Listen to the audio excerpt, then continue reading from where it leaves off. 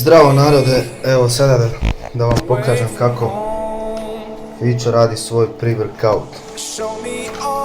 Morat ću ostaviti monitor. Prvo stavljam dvoranu. Radit ću pre-workout za 10 korištenja, znači stavit ću jednu mjericu puta 10. Guarana ide 10 grama, znači 1 gram guarane po mjerici. Sada ide beta-alanin, 40 grama.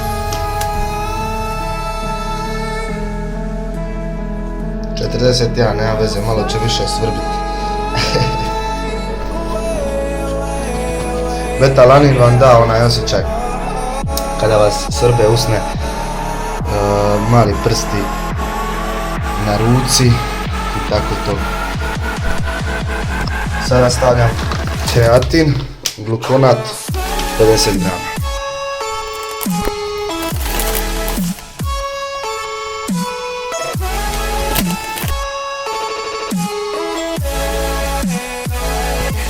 Sada ide L-tirozin 25 i taurin 25.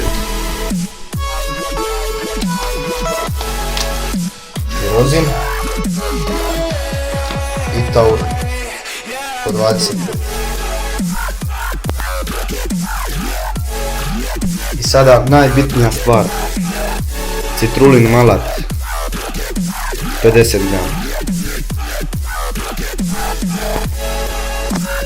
I sada arginin za dobar pump 25 grama. I za kraj ide okus, ja mislim da je ovo blueberry, znači ide 1 gram na mjericu, što znači da moram staviti 5 grama za korištenje od 10 puta.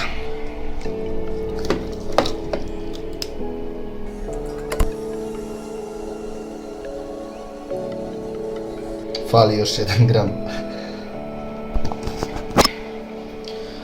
Mjerica će iznositi 23 grama.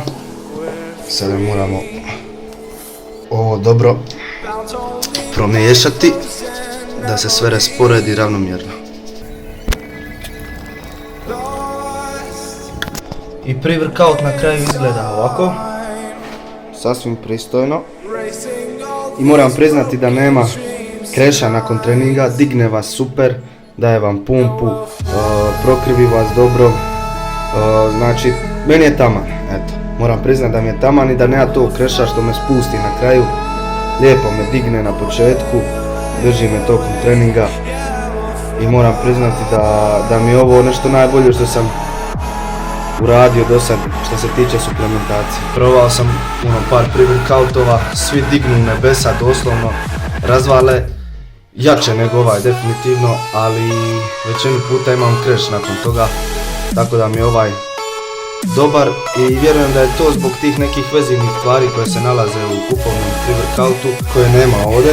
Sad da idem staviti u shaker i onda idem razvaliti trening prsa leđa od puta kao što je Arnold radio, što ću snimiti jednom prilikom da vidite kako to izgleda. Meni odgovara taj trening, tako da idem sada pa se vidimo u sljedećem videu. Lijep pozdrav!